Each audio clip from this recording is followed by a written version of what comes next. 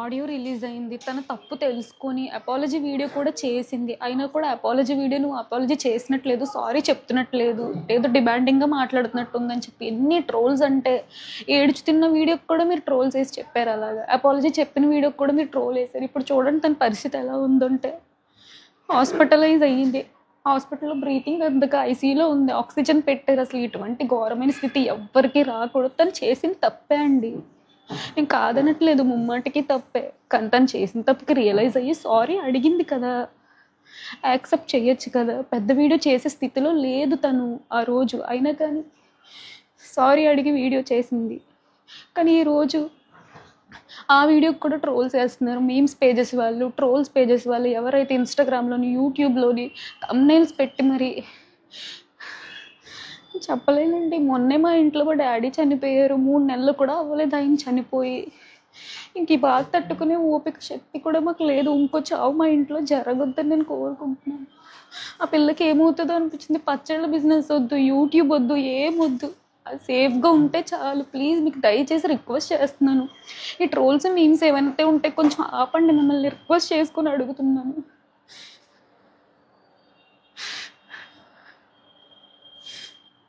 ఇటువంటి సిచ్యువేషన్లో కూడా ఒక 4 రోజుల నుంచి కంటిన్యూస్గా ట్రోల్స్ వేస్తున్నారు.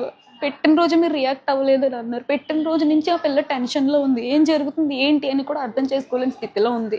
నెక్స్ట్ డే నేను వచ్చి వీడియో పెట్టాను, ఇలా ఇలా జరిగింది, ఆ మెసేజ్ ఎందుకు వచ్చిందో నాకు తెలియదు, నేను మా ఇంట్లో లేను అని నేను చెప్పాను. దానికి కూడా ఫుల్ ట్రోల్ వేసుకున్నారు.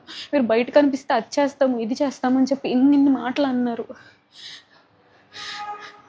తర్వాత ఆ ట్రోల్స్ అన్నీ చూస్తాను తట్టుకోలేక బ్రీతింగ్ ఇష్యూ వచ్చిందని హాస్పిటల్కి తీసుకెళ్తే వాళ్ళ బీపీ అదంతా కామ్ చేసి టాబ్లెట్లు ఇచ్చి మళ్ళీ ఇంటికి పంపించారు. ఇంటికి పంపించిన తర్వాత మా చిన్న వీడియో చేసి పెట్టింది, అది కూడా ట్రోల్ వేసి మాట్లాడారు. ఇదంతా ఎందుకు వచ్చింది అని చెప్పేసి అపాలజీ వీడియో అయితే మేము చేయించాము. అపాలజీ వీడియో 30 seconds పెట్టింది షార్ట్ లాగా. అది అపాలజీ చేసినట్టే లేదు, మీరు పెద్ద ఫార్మాట్లో వీడియో చేయలేదు, అపాలజీ చేస్తే సరిపోతుందా అని అంటున్నారు. ఇంకేం చేయమంటారండి, పోనీ చెప్పండి. ఇంకా చావు తప్ప ఇంకా మాకు ఇంక దిక్కు అయితే లేదు.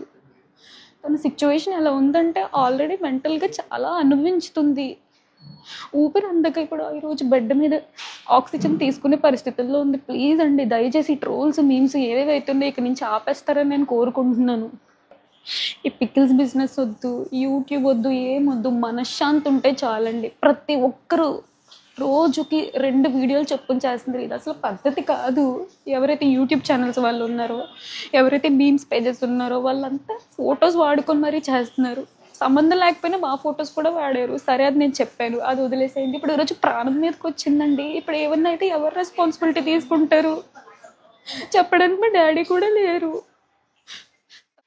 ఏదైనా క్షమించే తప్పు ఉంటుందండి, మరి ప్రాణం తీసేంత తప్పు అయితే ఏది ఉండదు కదా. ఇంక తన ప్రాణాల మీదకి తెచ్చుకున్న పరిస్థితి వచ్చింది. ఇంక అర్థం చేసుకోండి. న్యూస్ ఛానల్స్ వాళ్ళు ప్రతి ఒక్కళ్ళు ఇది ట్రెండింగ్ టాపిక్లో చేస్తున్నారు. చాలా ట్రెండింగ్ టాపిక్స్ ఉన్నాయి. ఇప్పుడు చాలా సమస్యలతో ఉంది రాష్ట్రం. ఇంకా అది వదిలేసి ఇంక ఇదే పట్టుకుంటారు ఏంటండి. తను ఆల్రెడీ అపాలజీ అడిగింది కదా, తన క్షమాపణ అడిగింది కదా, ప్రతి తప్పుకి క్షమాపణ ఉంటుంది కదా. ఇంకా చాలు, దయచేసి ఇంక ఈ గొడవ ఇక్కడతో ఆపేయమని కోరుకుంటున్నానండి. మమ్మల్ని మా ఫ్యామిలీస్ని ఇంకా అందులోకి లాగొద్దు, ప్లీజ్ అర్థం చేసుకోమని నేను కోరుకుంటున్నాను. ప్లీజ్ అండి.